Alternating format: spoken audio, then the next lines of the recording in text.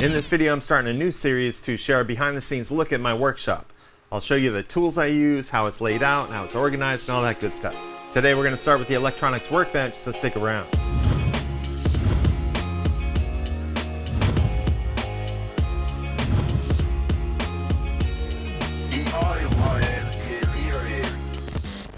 In this video, I'm doing something different. If you're waiting updates for the CurveCade project, have no fear, the parts have been ordered and they'll resume in the upcoming video. But today we're starting something new, a new series, and that's always fun. The new series is an in-depth overview of my shop, the different work areas, and how I got them organized. It's a little bit less formal, a candid look at my space, my tools, my setup, along with a little backstory for context. So grab your beverage of choice and let's kick it off by looking at my electronics work area. Alright, so diving in, this is my electronics work area. It's next to my computer workstation. Go back over here. Now this dedicated workspace has been created around the projects that I need to create dealing with electronics. I've had issues with this small space, combining it with a wood shop and fabrication and 3D printing area, that I needed a dedicated clean space to work on things like custom circuit boards, surface mount units, and to be able to test them, obviously using oscilloscope and power supplies and things like that, probes, all sorts of fun stuff. So this area has kind of been the culmination of lots of different projects, and it's been built up by necessity. To run through is basically a dedicated space, organized, clean, multifunction areas specific to the electronics aspect of my projects. So I started with this rolling cart. This cart, I believe, was purchased on Amazon. All the links to all these things will be in the description below, but a majority of these parts and products were purchased through Amazon or specific suppliers in some cases, where it's like specific brands of flux and solder and specific tools. And we'll get to that in a couple minutes, but basically starting with this rolling cart, added a monitor stand on the back. You can see there's a nice 32-inch monitor, and that's, we'll get to later, but it's connected to this digital binocular setup or trinocular setup. I've added this keyboard tray.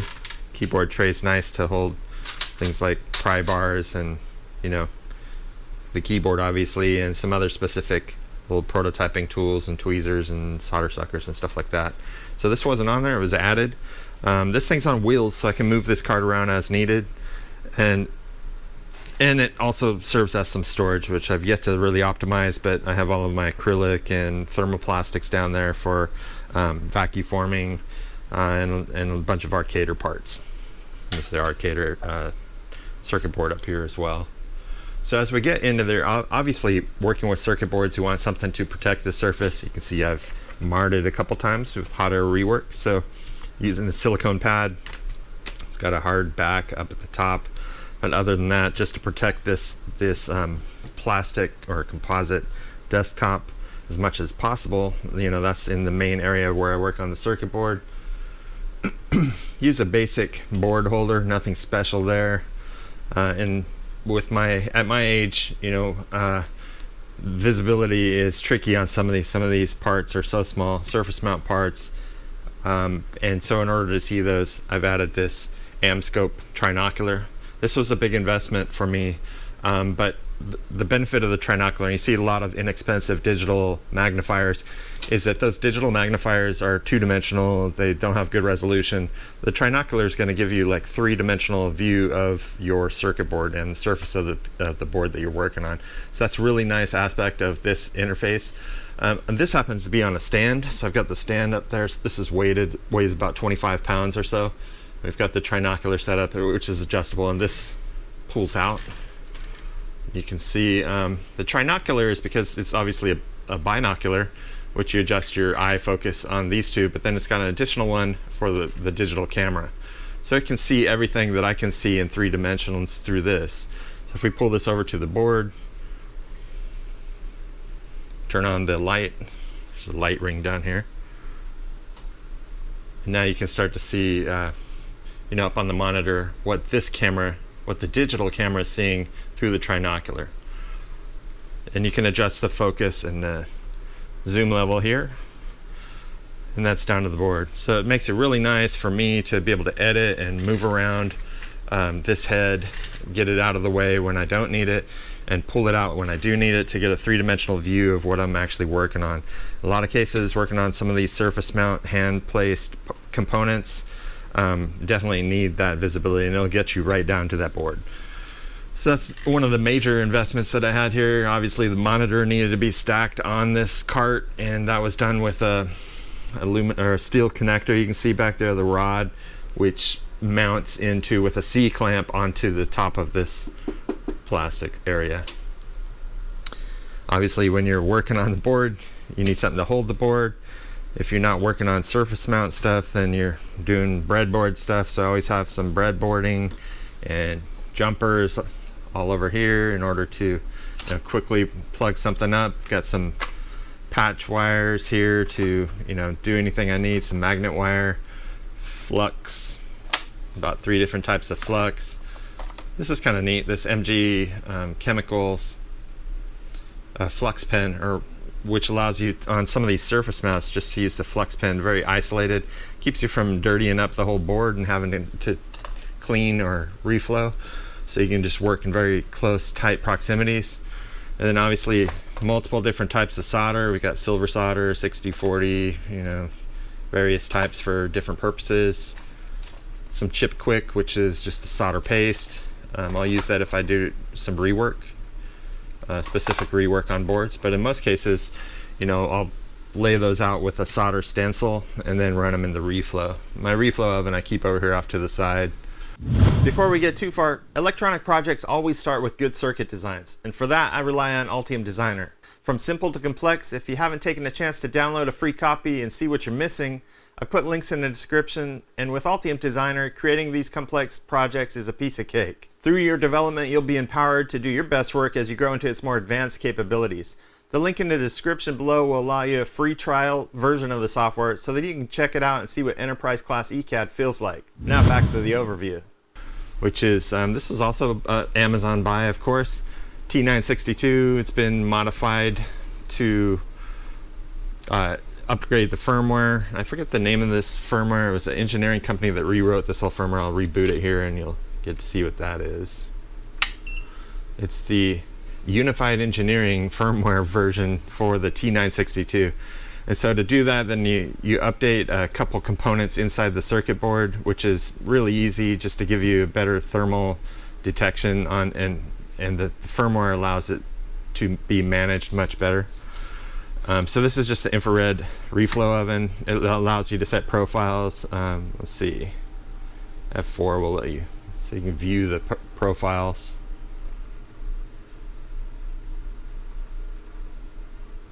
Those represent the heat cycle basically of the reflow. So this has been useful. I mean, this is DIY engineering, so I've learned everything along the way. I've followed the specs for the components that I reflow, and I just leverage those graphs to incorporate it with this firmware to get the results that I need. And I just use this for small runs, short runs, maybe 25 or less circuit boards, and it works great. Not the best. I think I've actually broke out this screen. So it's probably due for an upgrade, but I just haven't had the need to do that.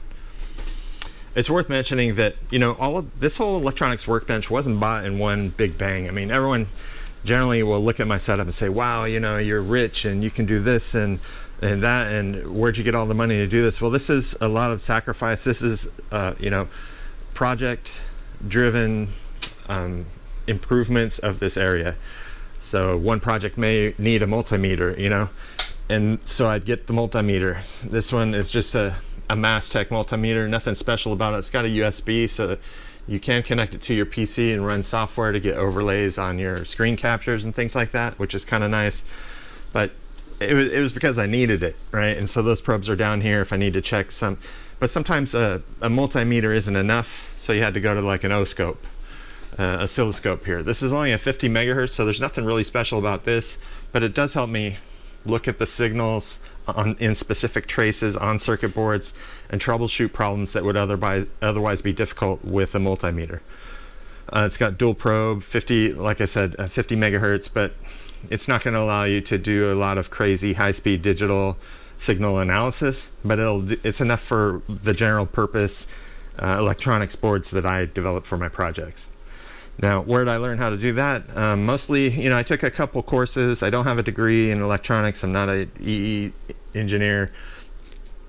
But I have done a lot of research. I've reverse engineered enough. I've had to configure and be a technician in a lot of different industries for electronics purposes. So I've just learned a lot along the way. And these are just some tools that have helped me be proficient in those capabilities. But by no means am I an expert or a certified or engineer or anything. This is DIY engineering, right? So these projects don't require that level of sophistication. In addition to the Oscope, we've got power supply, because you always need power supply on your bench when we're testing. And these boards have multiple regulators, and so I always have to test and provide power to those boards in order to prove them out. And then I've got a couple small Hakko soldering irons, but this all-in-one has really been useful for me, and so it still holds a place. It's cost efficient, and it's got everything I need. It's got a soldering iron. Soldering iron has a solder sucker, not a solder sucker, but a exhaust on it, so it sucks up the fumes, which is really nice. It prevents me from having to have a dedicated fume extractor here. It does have they call it a smoke absorber. Smoke absorber is really what's sucking the fumes off the tip of that, which is nice. It's got replaceable tips, and we'll get to that in a little bit. I've got about 10 different tips that I keep on hand over here. What else? It's also got a hot air rework, which is very nice. I use this all the time for reflowing specific areas on boards or surface mount chips. I haven't had any problems. I've used this for a couple years. It's been great for me. It's a 968A. I mean, some of the things that I would prefer is that the hot air rework doesn't remember the temperature that you set at, so you always have to run it back up to what you need, which is a real pain. Minor nuances. It's in Celsius. There's no way to switch it to Fahrenheit. I think their newer versions may have that, but you can adjust the airflow here, which is kind of nice, and the soldering iron works reasonably well. Haven't had any problems with this. Hopefully that remains the case. So that aside, the only thing different about this workstation that I had upgraded, other than the monitor and the tools on it, is I created this modular bay station here, because there's really just a gap there. Let's see if I can pull this out. So if I pull this out, you can see there's just a gap there. I designed these modular organizers, like this is a 2-drawer organizer, and these are all available on my Thingiverse, and they have magnetic connections, so that, let me set you down real quick. As I push these in here, they just connect and snap together. And so across the back, that's really been useful in organizing all of the stuff that I need on this desk workstation in different ways. And so we've got like the small 2-drawer organizer that's got some probe ends for my multimeter and oscilloscope. Got some tweezer ends in the bottom drawer. This is designed for shelf, which is a larger area, but instead of shelves, I've got 2 different diameters of solder in there, as well as a brass pad for cleaning the solder tip. We've got another wider drawer over here with lots of desoldering braid and solder sucker, so good wick, great brand, as well as some different tips for the hot air reflow. Those are in there. It's always nice to have all this stuff here kind of organized. It kind of allows you to do your work and not have to dig around for things all the time. Down here are all my soldering tips. I've got a bunch here. This isn't all of them, but in different diameters, different weights, just in case I need to swap those out mid-project. Some new tips, any problems, even the heating elements and stuff like that. So it's kind of nice to have that there. Obviously, you always need, grippers and tweezers of all shape and size. And these are just inexpensive tweezers from Amazon.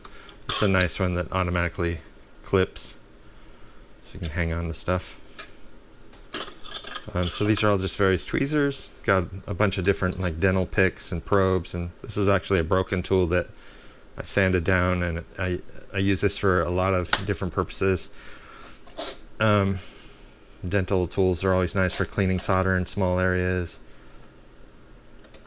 as well as a couple brushes and obvious Allen head drivers from, what is this, 0.9 to up to 3.5, so just about anything small that I build that'll accommodate that. This and so this is a tool module that was designed, just has a bunch of holes. They're like 5mm holes, so you can fit a lot of different types of tools in there. The tweezers actually is a square, and they have like a little clamping fixture that as you put your part or tool in there, it kind of squeezes down on it to hold it in place, which is nice. This smaller shelf unit, no shelves, but it fits, it works great for the soldering iron, so that just sits in there. I don't generally use this as a moisture pad, but when I remember, or if I'm doing larger runs of jobs, then I'll fill this up and use it. Otherwise, I just use the brass tip cleaner. Over on the side of the soldering iron, get that out of the way, we've got these tool holders, and these are similar in that they will clamp down on the tool. So we've got obviously cutters are very useful, we always need those. This combination tool, which is pretty nice, I got it all electronics in Los Angeles, which is a cutter and a stripper. So the stripper on the bottom has some nice action to strip away non-conductive material. And these are probably my favorite needle nose. They're square tipped, and they have just designed with great precision. And these are also a Amazon buy. I have a standard pair of small tweezers in here, another backup pair of cutters for bigger cutting operations, and then a crimper, which is rarely used, but in some cases I'll need it, so I've just put it there. So one thing I passed up was that the hot air rework station, the soldering iron, also, you know, you can swap out this connector to use a pick and place device, which is interesting. It just sucks air through there, and then you control the airflow by covering this hole here. But it's nice to kind of pick things up. I've only used it like once or twice. Generally, I'll just use the microscope and tweezers, and everything works great. And lastly, the remarkable tablet. I use that for just about everything in the shop, and I've mostly replaced all the paper products that I use just because I enjoy working with this. I can create quick checklists or bombs or task lists that need to be accomplished, and this kind of just moves with me wherever I need to go around the shop. Power supply, inexpensive power supply. I think it goes up to 18.6 volts. It's not the cleanest power supply, but it works, and the fine control is really tricky. Be very tedious with it, but it does go to 3 amps. And in most cases, the little analog circuits that I'm working on, well, some of them are digital, but this power supply works fine for them. I don't have any issues. But as I continue to work on various projects and the needs and challenges that I'm faced with evolve, then obviously these things are all up for upgrades. There's always the possibility that I need to replace these with better tools. But I do that as needed. I don't, there's lots of things I'd love to get, but I just don't have a need for them, and it would just be money sitting on the shelf. So in this case, I start with some inexpensive equipment, work my way up as needed. But in a nutshell, this is pretty much everything on the workstation that I use to create all the arcader handhelds, and it's been very useful. Again, one thing I didn't go into detail is the keyboard tray. Obviously, I have a Mac keyboard here, Apple keyboard, and on the back of the monitor, there's a Mac Mini that runs. There's a Mac Mini that runs on this monitor as well, and I use it for things like bill of materials or schematic references, so that as I'm working on the circuit board here, I can refer to the schematic directly above on the screen when I'm not using the microscope. Down here we also have a heat shrink gun, hot air gun, various pry bars, pry tools for opening things, some hardened steel wire for removing screens and LCDs and things like that. These are a bunch of just small temporary circuits that I use for testing or playing with or inspiration or dabbling in between projects, things like that. Some brushes I use for cleaning, so alcohol and flux. Some more tweezers, really nice solder sucker. This is also an Amazon find.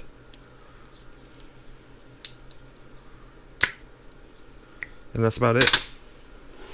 So that's it. In a nutshell, this is the electronics workbench area. I do always keep some Kimtex down here to clean off boards when you're removing alcohol and flux and all that fun stuff. And a little mini trash can, of course. That's it. So hopefully you enjoyed this look at the electronic workbench area. I'm going to be doing this for the rest of my shop. We'll look at my computer workstation, and then we'll go through the different fabrication areas, as well as some of the other CNC and laser cutting areas of the shop over the course of time. So comment below if you have any questions about any of the products or the setup configuration that I shared with you. That's going to do it for today. Hopefully you enjoyed a behind the scenes look at my electronics workstation, the first official multi-segment shop tour installment. If you want to support my work, subscribe to the channel and ring that notification bell. It'll help keep you in the loop on future updates. And if you like this particular video, give it a big thumbs up. It lets me know you enjoy this personal overview of the shop environment. Leave a comment below if you have any questions about anything I shared in the video. Otherwise, I'm out. In the meantime, be safe, have fun, and I'll see you next time. Hey, if you liked the video, please subscribe to the channel. It's how we're building the community. Also allow me to bring better content. Also check me out on these other social networks. There's lots of cool stuff there too.